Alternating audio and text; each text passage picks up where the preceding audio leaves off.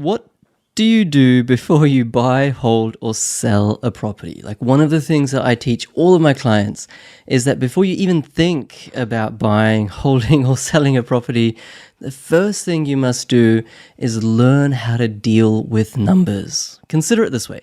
If you want absolute confidence to move forward with your decisions and grow a property portfolio or a property business, which is the same thing really, then you should get your property calculations right from the outset. Okay, and that's so important. We'll be talking about how to get the right mindset, the right thinking, and the right type of thought pattern before you even buy, hold, or sell a property in this episode.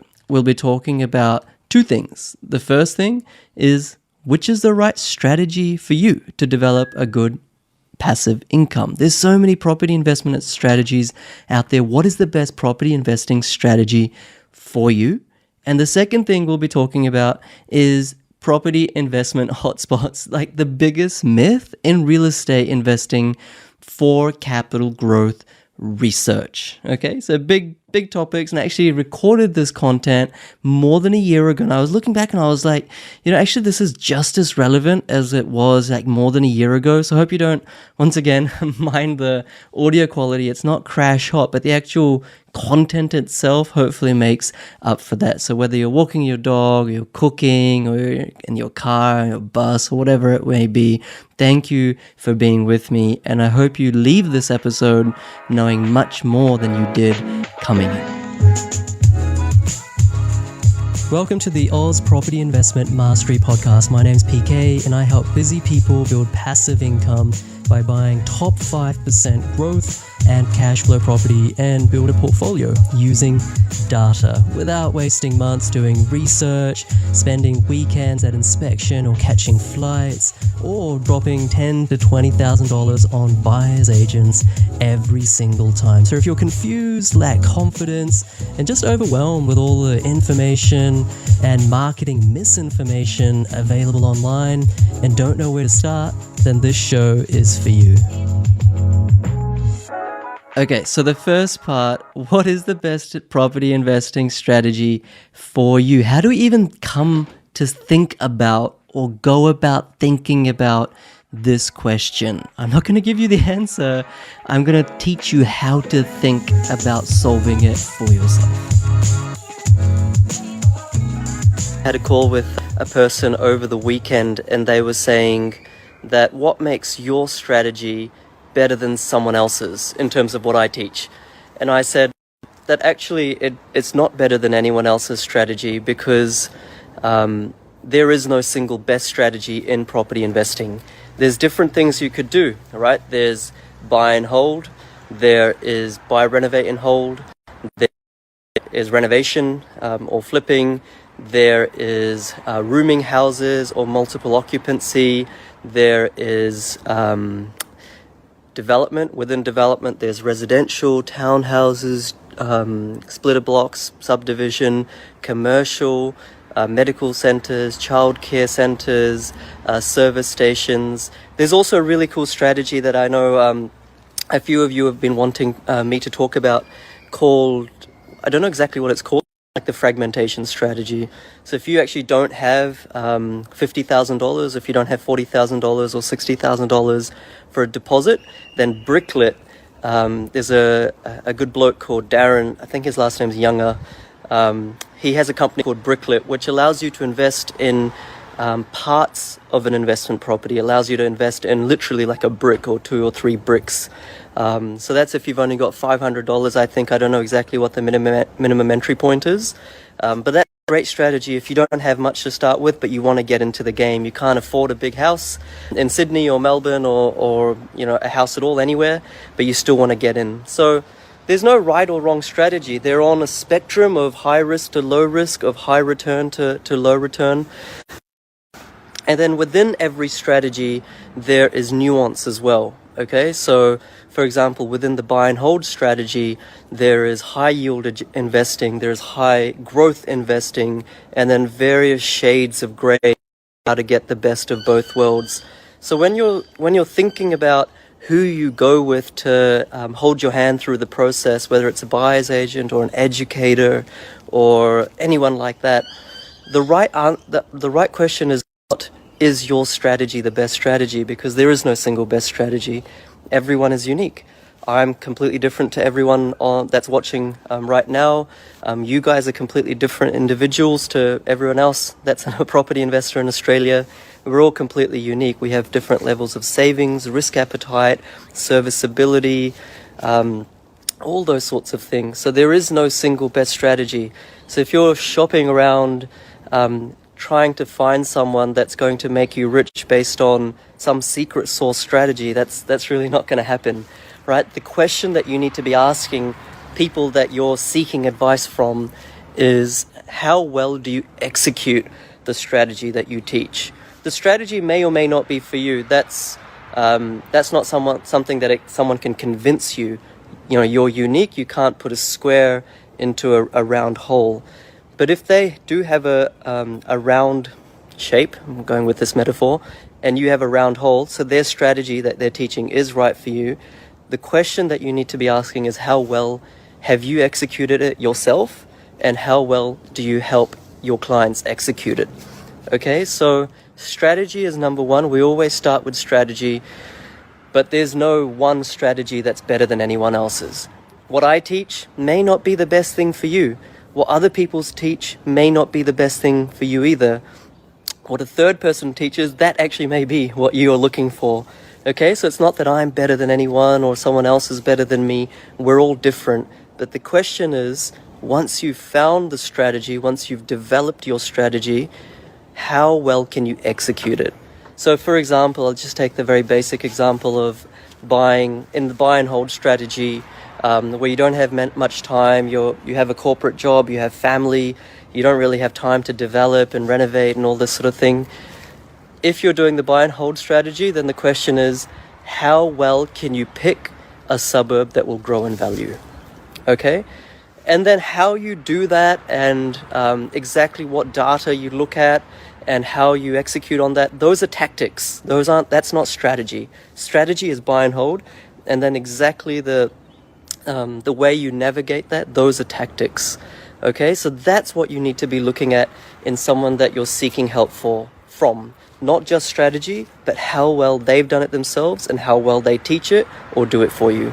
So hopefully that helps. Once again, to Bricklit, I don't know the exact website, but check it out. If you only have $5,000 or $10,000, then this is a really good strategy that you might want to check out.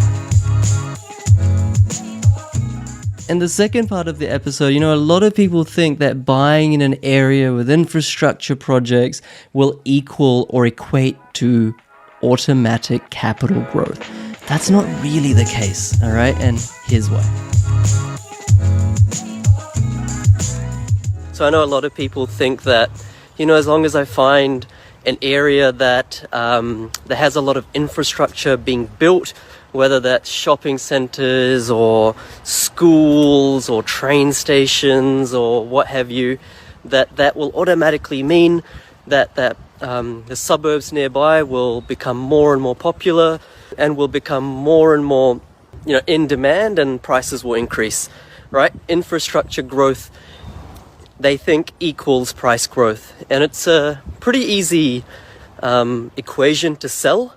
It's a pretty easy thing to tell novice property investors that that's what you need to follow, but really it's not the case. Okay, and I'm a little bit outspoken on this, but let's just talk about the suburb that I'm in right now, Bella Vista. About 5 years ago, there was a train station that was announced to be built, and a whole bunch of people came to Bella Vista. They saw that there's a new train station being built, or that was going to be built, and then that will mean that prices will grow.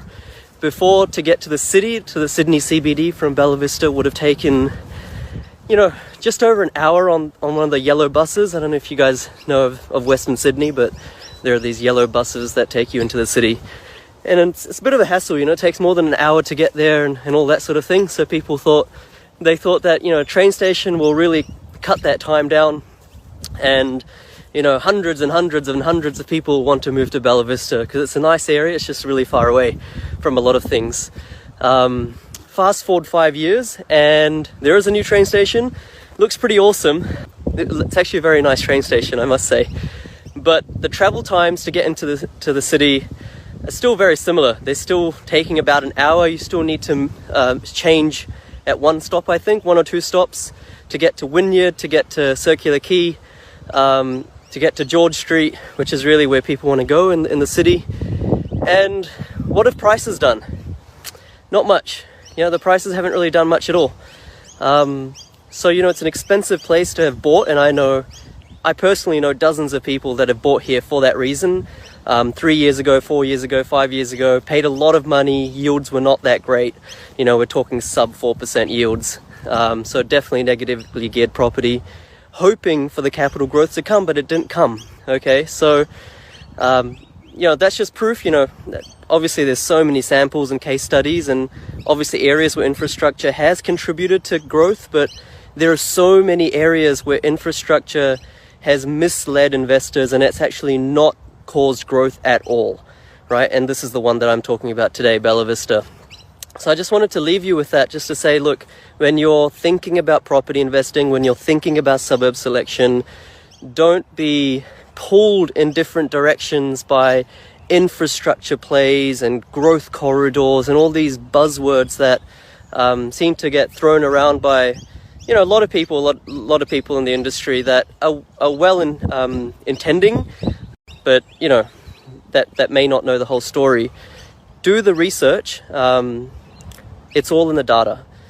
Okay, so infrastructure, it's not that it doesn't matter, it does matter, but you need to look at the data. You need to look at other data points. There's about 30 to 40 data points that you need to consider depending on which expert you talk to.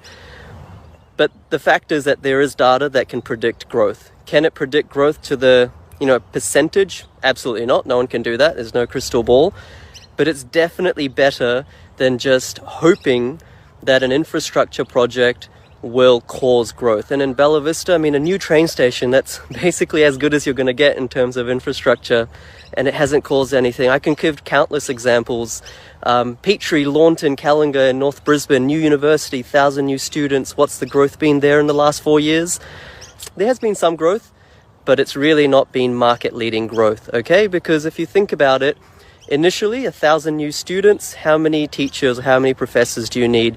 You don't need hundreds of people.